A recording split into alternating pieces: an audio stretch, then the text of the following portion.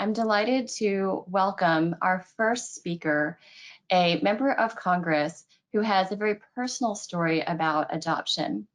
The Honorable Dave Schweikert is serving his 5th term in Congress, representing the people of Arizona's 6th District. He sits on the Ways and Means Committee, the Bicameral Joint Economic Committee, and he championed the Jobs Act, is a national leader on tribal policy, and is a strong advocate for innovation and entrepreneurship. He and his wife Joyce became parents of their daughter Olivia through adoption in 2015. And now I'm delighted to invite Mr. Schweikert to join us on screen. One of the reasons this is really important to my family and myself is my father was adopted, I'm adopted, all my siblings are adopted. We were all born in an unwed mother's home in LA by a family that brought us out to Arizona. And my wife and I spent almost a decade trying to adopt, and it's very hard. We even did all the classes to become foster parents because at a certain point we started to give up. And the amusing thing is, as soon as we gave up, that's actually and finished all the foster parent courses, got certified, and that's actually when the phone rang in the middle of the night. And in our case, it was a doctor friend who had delivered a little girl. And in that case, the mother at the last moment made the decision that she was hoping to put the little girl up for adoption. So we met the little girl at about 7 hours and brought her home. Now, you actually have a series of very interesting, from the policy standpoints to the personal stories. From a policy standpoint, we had a couple failed adoptions that were absolutely heartbreaking. And it really does force you to sort of think about a bit of, you know, back in the early 90s, there was a large movement across the country to really prioritize parental rights. And I believe in some of that, we may have failed to actually prioritize also the rights of the future for the child. And this is not my area of expertise, but it is an area that I have had to live with.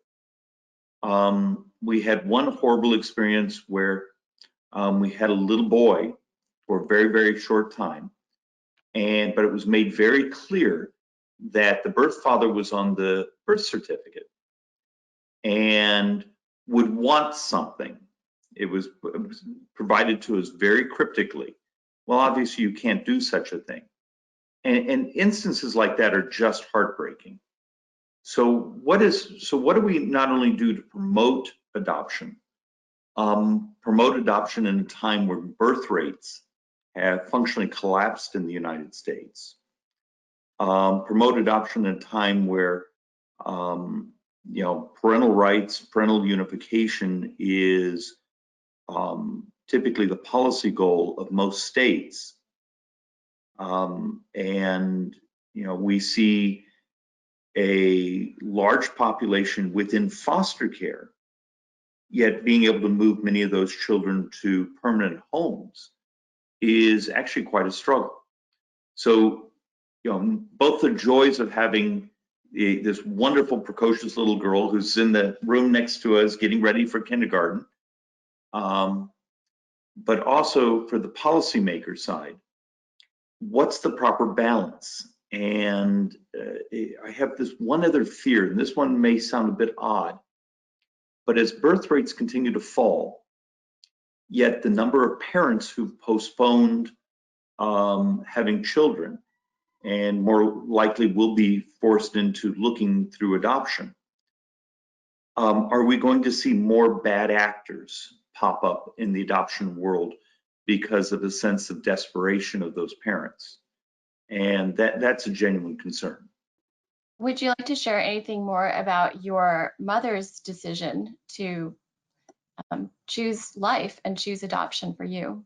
You know, I actually have a interesting story in that case, and it's a personal one. I was born in an unwed mother's home in LA. I'm in my late 30s. I walk into work, and there's an email from someone I've never heard of before. So there's this email that says, "Hi, I'm a friend of your sister's my sister had found her birth mother a couple years earlier. She gave me some information on you. Here's an email, and here's some information on who your birth mother is. What do you do?" So we had sort of a family discussion. I sent off a very carefully worded note, and about 3 weeks later, in the middle of the night, I get this phone call. "What is this about?" And you're very carefully trying to figure out, have I just gotten my birth mother in trouble? Maybe she's never told her family. So with some fairly tap dancing language, just say, "Oh, I was given some information. I was looking. I shared something very common back on, this date years ago." And moments later, I hear this voice crying. And it was my birth mother, Mary Lynn. And her first words out of her mouth were, "She prays for me every day. She goes to mass and lights candles and prays for me." That how annually my birthday is just such an emotional day for her. We set a time, and 3 weeks later, I drove out to California to go meet her. And it's one of the greatest experiences I've ever had in my life. I found out I had 2 6-foot-tall blonde half-sisters. And it felt very comfortable. I'm blessed. I had one of the great experiences. An hour later, I'm rummaging through the refrigerator as if this is home. My mother and my birth mother became very good friends. They've both now passed away. They would share things. They would talk to each other. Often, I'm talking to me. But it's an amazing experience when you start to think about what is a family, what is the value of life. And then all these years later, to actually have the occasion where, my wife and I have adopted a little girl, and it's the greatest gift in our lives, partially because of who we are, what we do. The birth mother was from our community. We sent her photos. My wife is the baby of 10, so she's not as comfortable necessarily with, we're trying to, when all my siblings get together and we're all talking about our families, and introducing someone who's from a family of 10 kids, saying we're all going to Disneyland together. Oh, by the way, my sister's coming with our family and her family and also her birth family. We're going, and my birth family is going to be there. And we have family photos where it's all this extended, and you're trying to explain, saying, okay, that's your sister, but not your sister's sister. And the crazy thing is the little kids get it. If you have a love and respect for life, sometimes we have to be much more accepting of a little bit of the chaos that comes with it. And at least in the Schweikert household, and particularly also for my sister and my brother, it's been an amazing experience. We've had great, just a neat experience. But my birth mother also told me the story, and then I got the story from her high school best friend, that they were in the car on their way to Tijuana. This is obviously the 60s, to have an abortion. And that she broke down crying, almost hyperventilating, that the girls that were driving her turned around, took her back to her mom. And she talks about that story.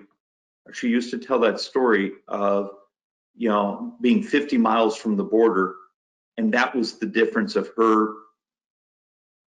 so stressing out that a few months later I was born. And in her later life, she developed a type of early Alzheimer's.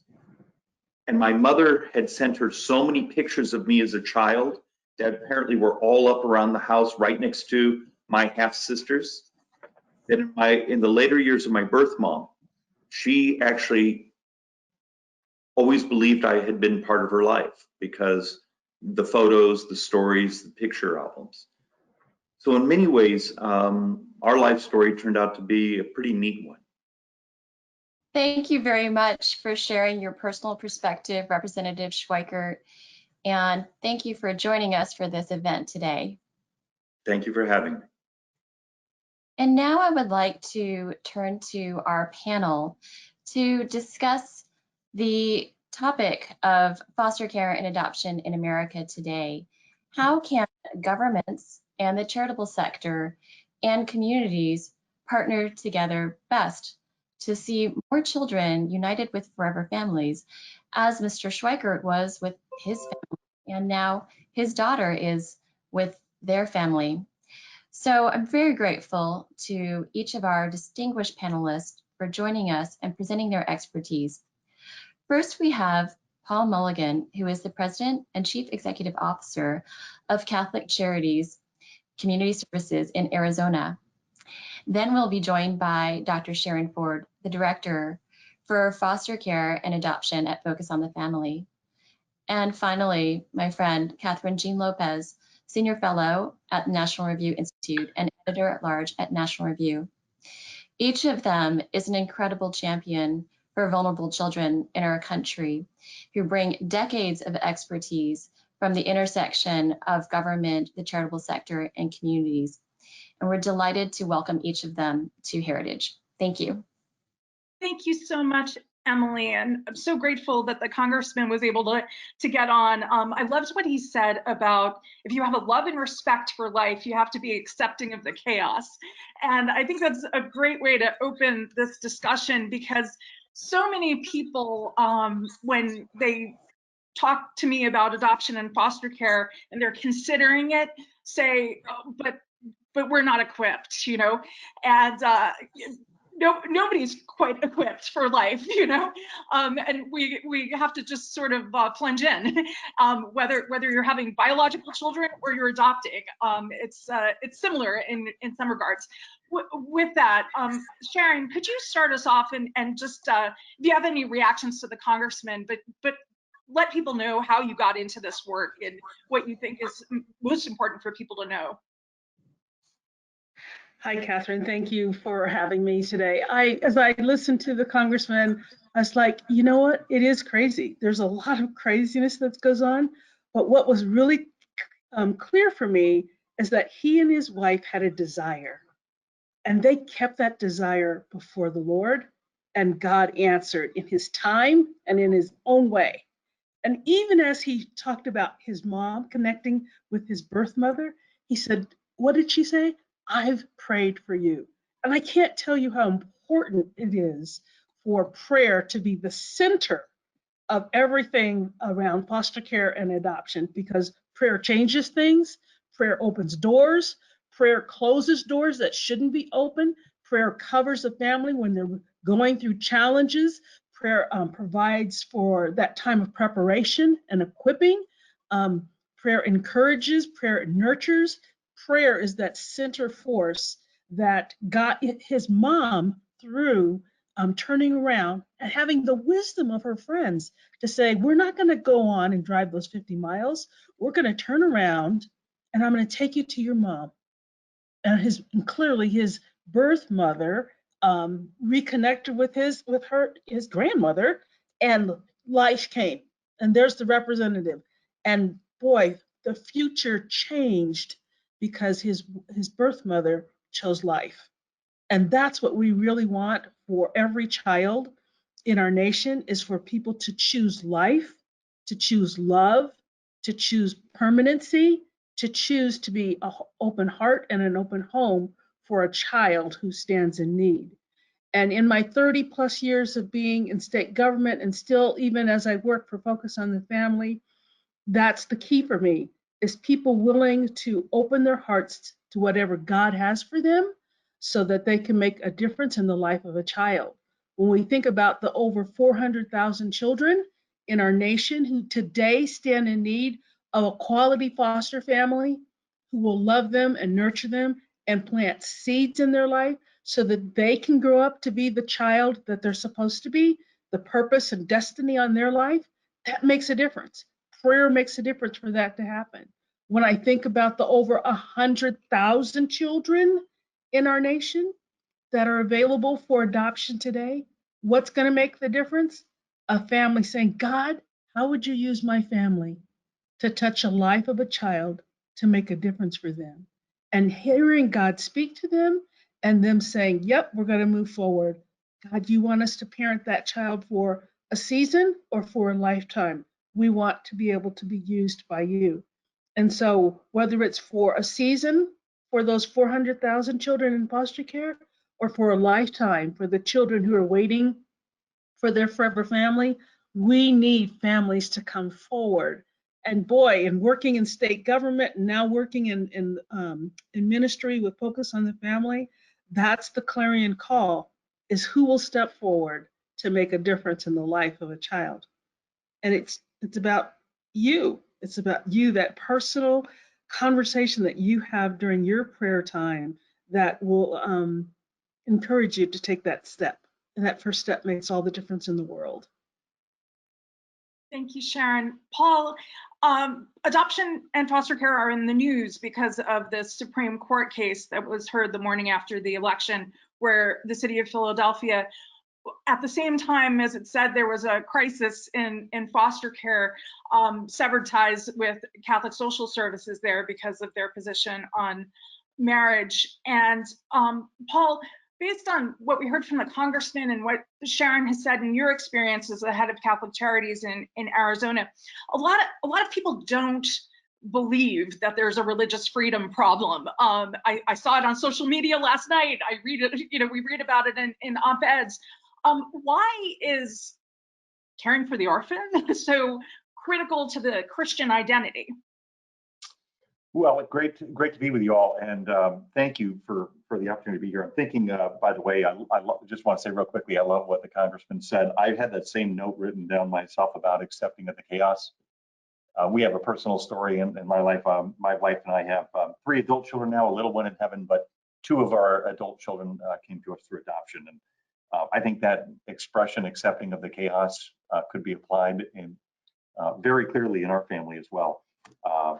And I was thinking too about the congressman's story. To me, it almost sounded like something that you could say was out of the Old Testament, right? Of God finding a way to just work through the chaos and these things that we look at that don't necessarily come out clean the way a lot of people might think, the way families are built or should be built. God worked through all that. And the genealogy of our Lord himself, right? It's a beautiful genealogy because it makes reference to these cases where God was working through these kind of complex, complicated situations of family. And he was just working according to his plan. So I love what the congressman shared, and Dr. Ford as well. Thank you so much for that. As far as this religious freedom issue, yeah, it's a tough one because the state continues to press around a certain, people like to call it a neutral position, but it's not a neutral position. It's a certain ideology about family in this particular case.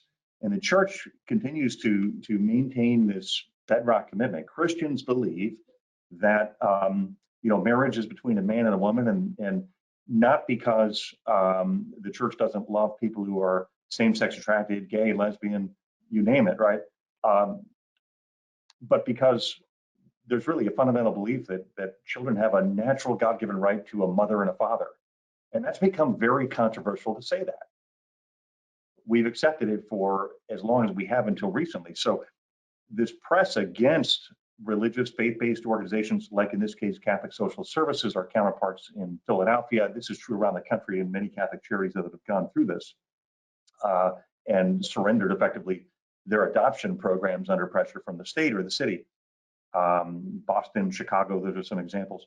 But I mean, the press is real, this full court press that's going on. And, I appreciate that what the justices were trying to do as well was to say there really should be a solution that the state, the city in this case, and our religious freedom advocates should be able to reach, right? Because the need is there.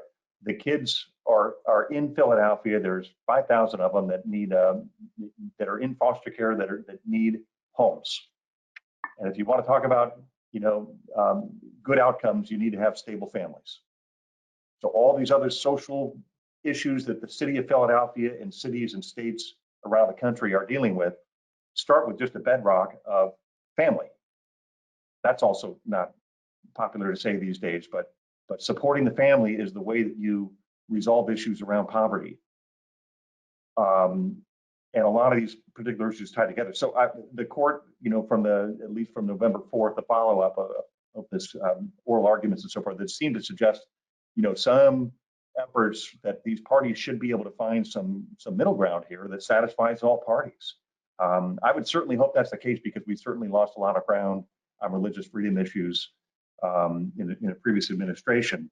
And the concern would just be that as the push around same-sex family building continues, that faith-based organizations, Christian groups, all the Catholic charities, all these groups that populate the foster care world and make stability and permanency and adoption possible for these kids, which means good, solid outcomes for our community.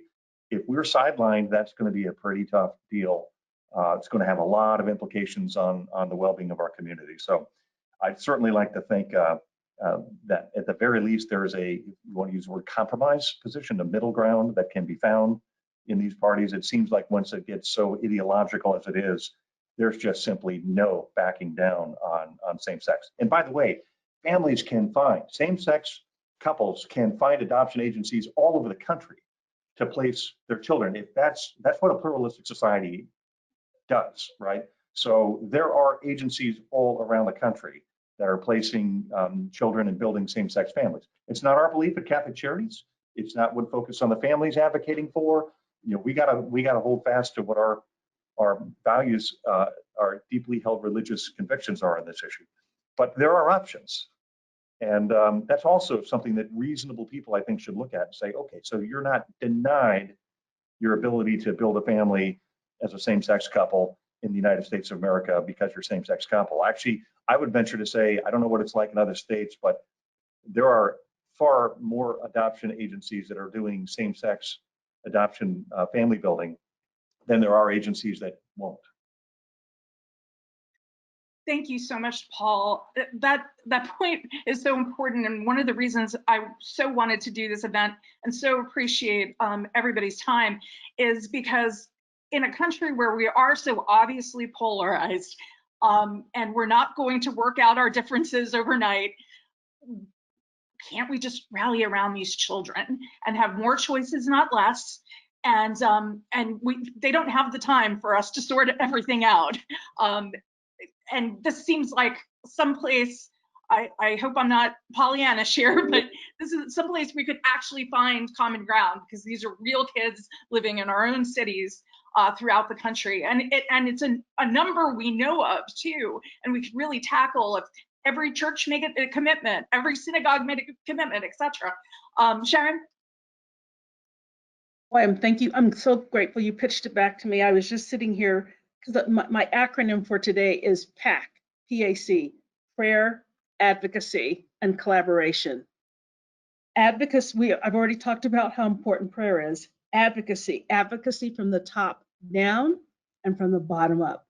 Every county across this nation has churches, synagogues, houses of worship.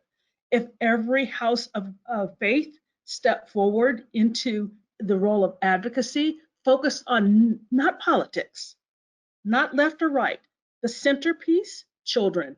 You said it, Catherine. Let's focus on the children. What can we do to make a difference in the lives of vulnerable children who need adults to stop fighting and mincing over the little things that they think are political things, and instead focus on the children who need a stability, nurturing, care, loving, advocacy, some people who are advocating for them in the school system. At this tumultuous time in our country when there's kids going to school, there's kids not going to school, they're supposed to be online, but they don't have the structure to be online. So we have kids who in foster care who are missing out on their education because of the current, situation in our nation. But boy, if we could all rally around the children who need us and love them, we would have our advocacy would make a difference. And the advocacy around freedom of religion. Let's have religious freedom for faith-based organizations to do the work that God has called them to do, to love on the children, to love on the foster families, to love on the adoptive families. And guess what?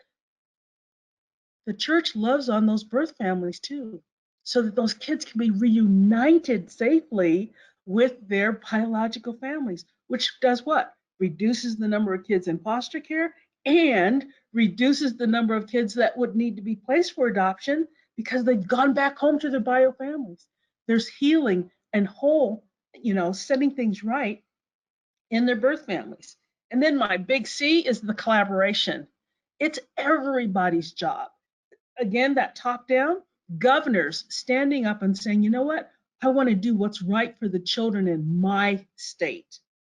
I want for every organization, however they are, whatever their goals and principles and values and mission statements are, to stand up and to walk straight forward to make a difference in the lives of the children and the families. You have Governor DeWine in Ohio. You have Governor Kemp, you have Governor Ducey in Arizona, and Governor Abbott in Texas, and Governor DeSantis in Louisiana, and DeSantis is in Florida, and Edwards is in Louisiana. You have governors who are saying, you know what, I want to rally and use my voice to say, I want families to come forward on behalf of children. We're all in to make a difference for the lives of these children. So whether it's at the federal level, saying yes, there needs to be this support for religious freedom, whether it's at the gubernatorial level, where governors are leading their child welfare organizations, speaking to their constituents and saying, everybody needs to be all in. We all need to be working at this together. We want faith-based organizations. We want child placement agencies that are not, to be welcoming families in, all for the good of children. If we could really be the pack, having the pack come together to make the difference in the lives of children, we would see just huge difference happening across this nation. And it would be a wave of love, a wave of welcoming, a wave of permanency for kids. And that's where our focus should be. And that's what Focus on the Family has done, tried to do as we work with going in with the state. We go, okay, who are your community partners? How can we serve you? Governor, how can we serve you in your role of serving the children who are standing in need in your state? Faith-based organizations, how can we serve you? State child welfare, how can we serve you? Focus is about serving. As Jim Daly, as he speaks across the nation, he tells everyone, you know what, our goal is not to convince you to be, a Christian. Our goal is to let you know that as Christians, we come in to serve you, and we want to serve you well. And so what better way to make a difference in the life of children, in the lives of a community, than for us to all collaborate together so that the good is done instead of tearing down and breaking up and not having conversations and pointing fingers. That's not what we're about. That's not what the gospel message is about. The gospel message is about us coming together to make a difference in the lives of children and families. And that's all we want to do. Paul, one of the things that the congressman mentioned was how he and his wife almost gave up. Lots of people step up to the plate, but then find it so difficult.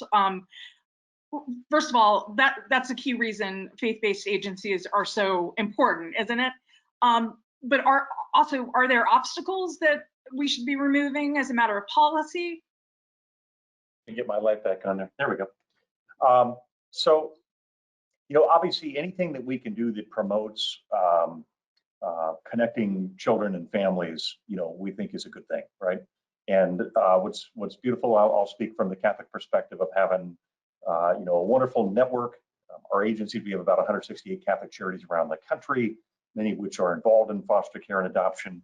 And as kind of the Catholic infrastructure goes, of parishes and so forth, we have access to so many families that their values are important to them. They're in the pews on Sunday.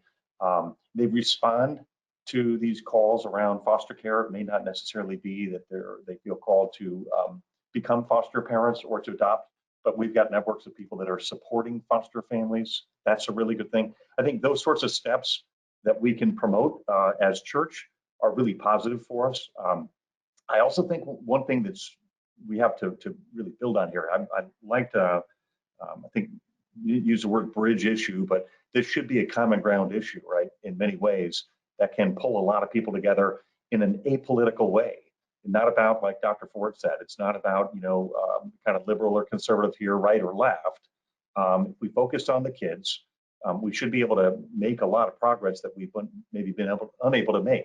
When you think about pro-life folks, people that really show profound respect for life and care about the legalization, issues around abortion, right? That we have unborn children that have no legal rights or protection and have worked on that as an issue. Well, foster care becomes kind of that extension of the work that we're doing in our maternity homes, like Congressman Schweikert's personal story, right? The support that we're providing for women who are in these pregnancy situations, crisis pregnancies.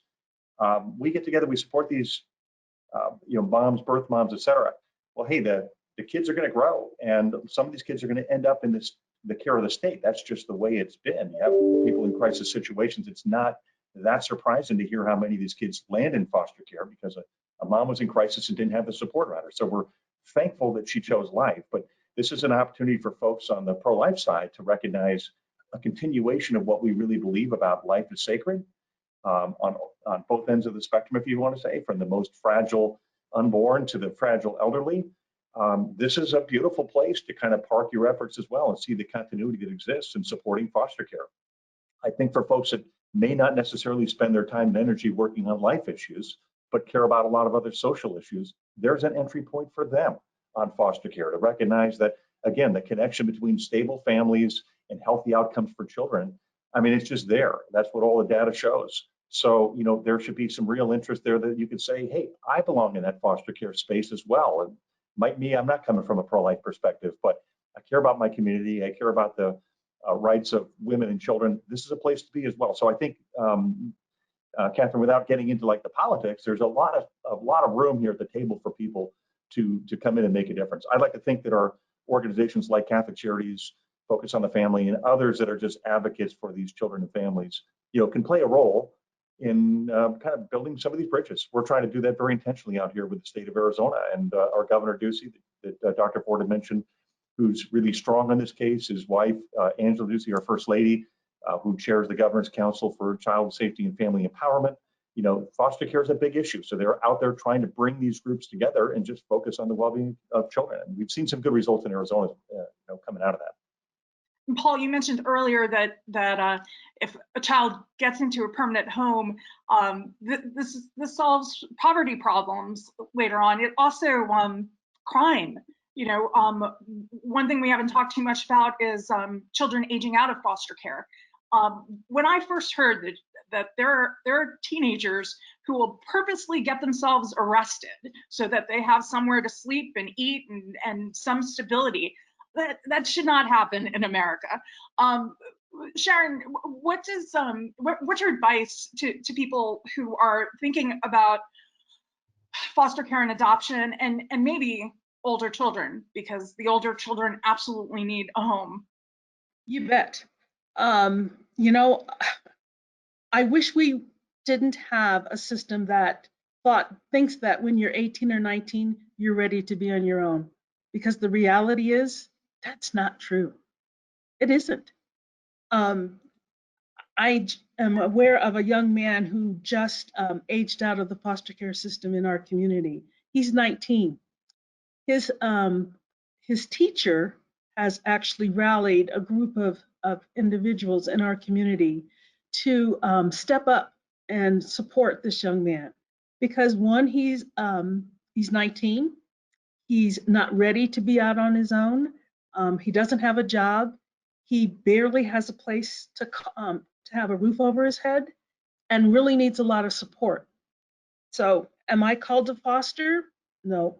Am I called to adopt? No. Am I called to rally around this young man who's just aged out of the foster care system? You bet. Is my family going to take part? Is answering that call from that teacher to step up and support this young man as he starts this new journey in his life? You bet. See, everybody's called to do something. Everybody's not called to foster or adopt, but is that something wrapping around either support to foster parents, support to adoptive parents, or supporting these young people who are aging out of the system who aren't connected, so that they don't have to break in a car as a place to sleep and then find themselves involved with law enforcement. And oh yeah, we'll give you a place to sleep. We'll give you a cot and 3 meals. You know, they don't need to be involved in the legal system. The community needs to step up. This is where our advocacy and our collaboration and our prayers come in to make a difference in the lives of these young people who are aging out of the foster care system. Boy, if government would see that the church is a resource and you utilize that resource in a productive way and stop splitting hairs, this young man and other young people like him would be connected to their community so that they wouldn't be a part of the lost. They wouldn't be a part of the underbelly of our society. They would be connected and have an opportunity for success and prosperity. He has hopes and dreams, this young man does. I'm going to call him Ben. That's not his real name, but I'm looking forward. We have this little Christmas list. And so our family is stepping forward to help speak into his life, not just about Christmas, but how to stay connected with him. And so other men in this group are connecting with him to work on getting him some skills, some resources so that he's connected. But it's not just that one. There are so many. His teacher is the one who saw that there was a need in his life. It wasn't his caseworker. It was his teacher who said, you know what, I don't want to lose him and I don't want something bad to happen. And so for all the teachers who are listening today, all you community advocates who are listening, there are kids like Ben who are counting on you to step forward and be their advocate, because kids don't age out of families. So why are they aging out of foster care to nothing and no one? We need the community to step in. And what better community to step in but the community of the church? And so there are churches in every county, in every jurisdiction, that could be advocating by touching base with the adolescent units in their community and saying, hey, are there kids that aren't connected? Or is there a way for our group to make a difference, to play a role in the lives of some youth who are not going to achieve permanency through adoption? We want to, and they're not going back to their birth families. Can we be connected with those young people so that they are seeing that there are people, that they can see that there are people who care about them, genuinely care about them, and want to be connected to them, to be a resource for their success. Paul, one of our viewers in New Hampshire notes that she finds it difficult getting parishioners to step up to the plate. I often think that evangelicals have an advantage in the sense that they don't have this big bureaucracy institution where Catholics seem to assume that someone else is taking care of a problem. How should Catholics be thinking differently? In particular, I think this is a Catholic problem. But every house of worship, how do you really rally people in a serious way? And also to continuing the conversation about the children who will be aging out. They really are children. There are real practical fears, trauma issues and mental illness and anger. Anyone would be angry if they spent their lives in foster care, right? Why should people think about it anyway? Yeah, good. So I guess, you're right. In some ways, it's a little double-edged sword in the Catholic community.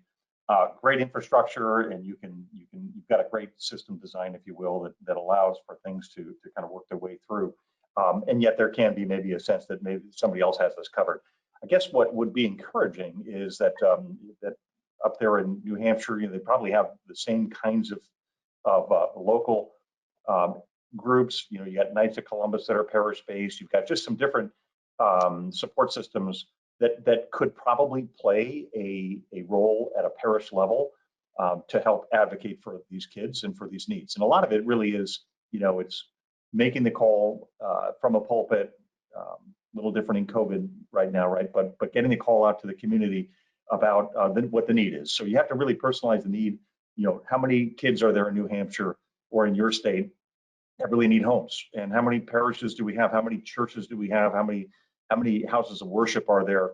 And almost kind of doing some backwards math there to start figuring out, well, actually, if we could just find a handful of people from our parish, we'd be doing our part, and at least in the system, be able to, to provide some of these loving homes. And maybe the answer is not becoming a foster parent in your particular case, but that answer might be to say, well, I could certainly do some things to support and rally around a person that said, I want to foster. I think getting a little creative around that might be where there's some potential for us to move the ball forward. So I would maybe advocate that up in New Hampshire. But, again, I would say the bishops just recently in their pre-election document talked about, life issues, the abortion issue and so forth as the preeminent issue. And they identified a host of other social issues that, every person of faith and goodwill is going to nod their head to and say, yeah, I care about that too. But, they reiterated that because of the special situation of abortion in particular, it just remains a preeminent issue, right, among these other social issues. So I think there's a lot of inroads that can be made in the Catholic community around that. Let's start thinking differently around life issues. So many people, unfortunately, have life issues that's pegged as just this 0 to 9 month period for a woman that's in a crisis pregnancy. And that's what respect life means to Catholics. That's not it at all. That's part of it. But respecting life just continues, right, from the moment of conception until that moment of natural death, right? We just love life, we respect life, we cherish life, as JP2 would say. And so maybe getting expanding our thinking around that for what it means. And I think that's the inroad for foster care.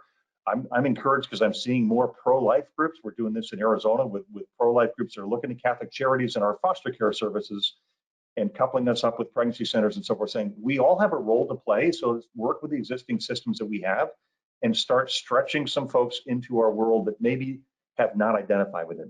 And it sounds kind of funny to say, but foster care has really been an orphaned issue on the social services spectrum because nobody's really owned it. It hasn't been the kind of life, marriage, family advocates per se, and it hasn't been the peace and justice, social justice kind of warrior crowd either. And so foster care is literally just sitting out there in no man's land.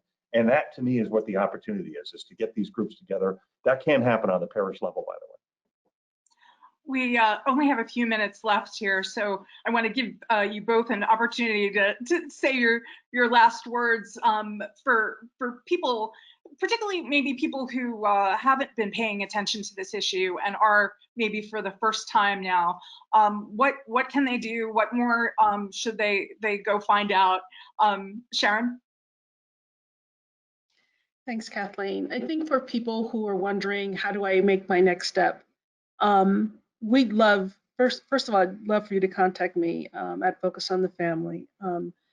Love to have a conversation with you. Love for you to go to our website, which is waitnomore.org, and see that in every jurisdiction where you live today, there are kids who need you. There are organizations that would love for you to come and volunteer to support a foster family, wrap around an adoptive family, mentor a young person who is in the foster care system, who's wondering, does anybody even know my name?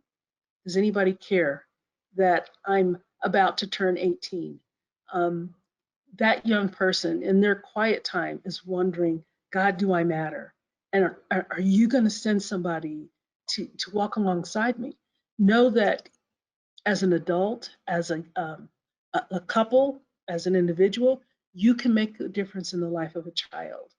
And it starts with you taking prayer and taking action to reach out to a Catholic Charities, reach out to a Focus on the Family, reach out to a local child welfare agency, a residential facility where children are placed in your community, and say, I want to volunteer. How can you use me? How can you use my family to make a difference in the life of a child? You matter, and that child matters. Let's connect the two together and watch God work. Paul, final words. Great stuff, Dr. Ford. Yeah, I would probably say in my little final minute here, I'd invite folks that are watching this to maybe just pause and think about what the situation is for a child that gets put into the system, if you will. I mean, it is, just imagine yourself in that situation. Here at Catholic Charities, we have so many different issues that we work on, but I have to tell you, the foster care issue, the deeper I've gotten into work here, is one that just continually, I find one of the most challenging situations we deal with, because these kids did nothing, right, to deserve this. They're not bad kids. They walked into a horrible situation. And it's one that so many of us just simply don't even consider, because, you know, we maybe have the gift of family. We didn't have to go through this. We didn't worry about where the next meal was going to come from or where we were going to sleep tonight. But a lot of these kids don't have that luxury at all. And when you start getting into the individual stories of kids that get moved from home to home to home, and just imagine what that's like. Imagine how disruptive that is. In just sort of learning to trust, learning to just build good, healthy bonds with people. I mean, my gosh, right? You're really, all of us should just be moved with compassion over the plight that these kids have. And there's a tendency to think about statistics and numbers, but I like that Dr. Ford shared that story of an individual, you know, who's aging out of the system and really needs more support, because that's the reality. Is these kids each need support. So if we can catch them when they're young and we can achieve permanency, whether that ends up being from, like here in Arizona, where there's a pretty heavy emphasis on reunification with families, what can you do to serve support to the families and keep, you know, the bio parents as the parents and so forth. And then we sort of go to the adoption route when that's just simply not possible. Whatever the philosophy is, the point is we got to get permanency for these kids. And to think maybe as just a participant in this session today, just maybe take a little time and think about what that journey is. And I just can't help but think that that might tie you into this issue in some way. You say, yeah, that's not acceptable. I don't want anybody to go through that, you know. So that would be maybe my words there to close things, Catherine. Thank you so much, Paul Mulligan from Catholic Charities in Phoenix, and Sharon Ford from Focus on the Family. We really value your time, and thank you for the work that you're doing. And to end my part where Sharon started her remarks, God bless you, and the work that you're doing. Thank you very much. And I want to invite Emily Gao back to close us off here, with all gratitude to the Heritage Foundation for co-sponsoring this with the National Review Institute. Well, thank you, Catherine, and thank you, the National Review Institute, for your partnership in bringing this important topic to our audience. And I also want to thank the guests for your incredible work and for sharing the personal stories. I will not forget the story of Ben and many others like him. And thank you for your call to action that every one of us can do something. So we have a number of heritage resources, some of which have been shared in the chat, more of which can be found on our website, including a recent article by Leslie Ford on what you can do this month or any month to help children in foster care. And that was in the Daily Signal. So thank you very much to our audience for joining us today. Whether you work on the Hill or a think tank or just have questions, please feel free to contact us at the information that is listed on your screen. Immediately after this event, you will receive a survey. Please fill out that survey so that we can understand what kind of events you want us to bring to the public square. And finally, to find out more about future Heritage events, please visit heritage.org/events. Thank you to all of you for joining us for National Adoption Month. We are grateful to each of you for your work and to the audience for your participation.